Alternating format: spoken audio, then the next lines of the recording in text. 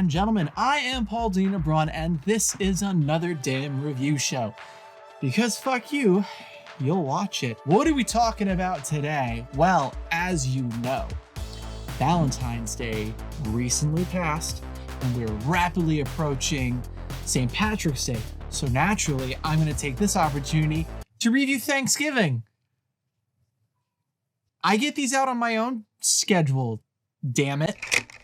Thanksgiving, released in 2023, directed by Eli Roth. This was a first-time watch. This film is rated R. The runtime is 1 hour and 46 minutes, and it is currently available to stream on Netflix. After a Black Friday riot ends in tragedy, a mysterious Thanksgiving-inspired killer terrorizes Plymouth, Massachusetts, the birthplace of the infamous holiday. Thanksgiving is an adaptation of the Faux trailer of the same name featured in the 2007 double feature, Grindhouse. The original trailer was a hilarious and gory send-up of the schlocky slashers of the 70s and 80s. You have a costume killer committing horrific acts of murder in some really creative ways. Like, do I even need to talk about the knife and the trampoline scene? It is also filled with goofy caricatures of slasher archetypes. I'll always remember this one incredible line that Michael Biehn delivered. It's blood. Son of a bitch. It's a beautifully stupid line, perfectly paired with Biehn's deadly serious delivery. This man, he understood the assignment. So when I heard this was getting the machete treatment and getting turned into a feature, I was very excited.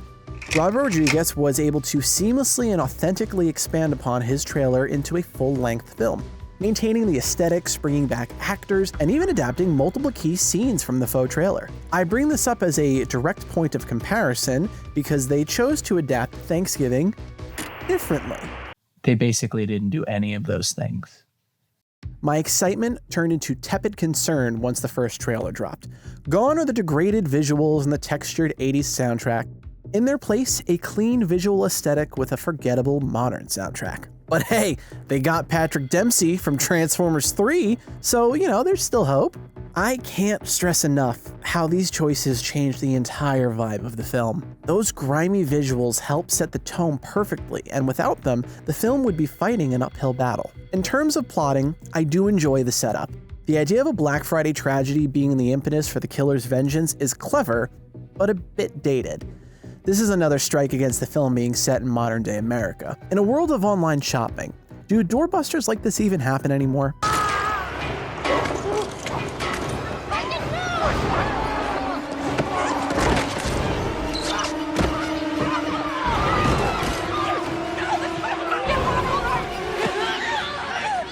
This is fucking gold. This is fucking crazy. Gabby, holy... Jesus Christ. Fucking insane! Fucking getting killed, man! No! It's fine, stay there! What the fuck? Oh shit! Oh shit! Fuck you!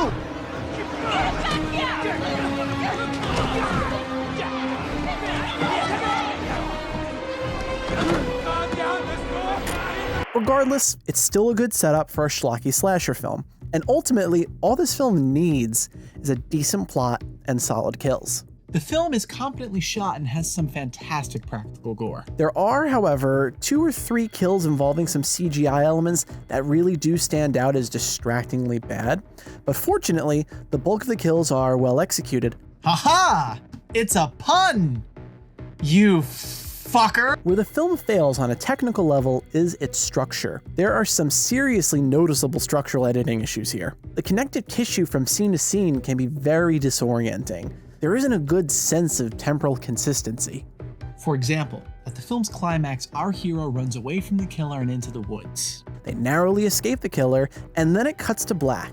And there they are, just still in the woods, only for the next shot to be them walking up to a large factory. The sudden disconnect disrupts the narrative flow and leaves the audience disoriented. It's a missed opportunity to maintain the momentum and intensify the horror elements. The lack of temporal consistency becomes especially notable in such sequences, impacting the overall coherence of the storytelling. It's one of those problems noticeable to the common filmgoer and pervasive throughout the film. But Thanksgiving isn't trying to be high art. it aims to be a fun throwback to the exploitative slashers of years gone by, and it more or less accomplishes this. It could have gone further and committed to the bit more than it did. Ultimately, this film is exploitation in spirit, not aesthetics, which is a real shame. You can throw a different color grade with some like scratches and film grain and change the soundtrack and you'd get another half a star right there.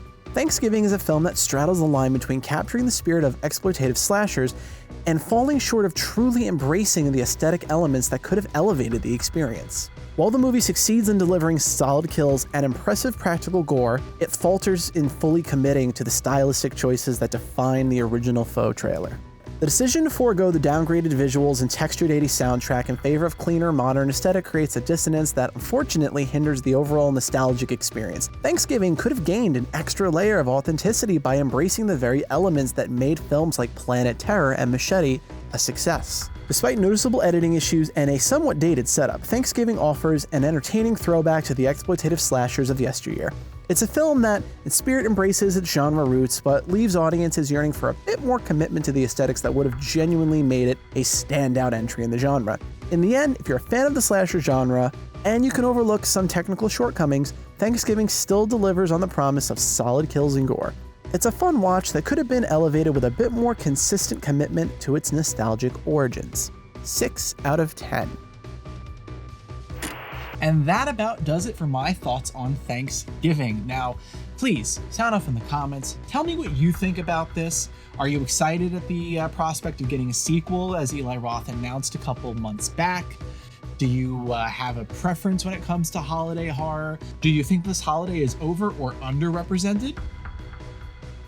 We got the movies with the turkey, Thanksgiving. Didn't they make a bunch of, doesn't it fight a bong at some point?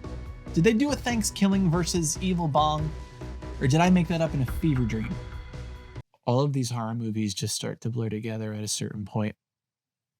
In any event, it was fun talking to you about this movie. I hope you hit the like button and the subscribe button, and there's allegedly a bell you're supposed to also tick off. I don't know. Maybe. The algorithm rules all. As always, I am Paul Denino Braun, and this has been another damn review show. Because fuck you. You'll watch it.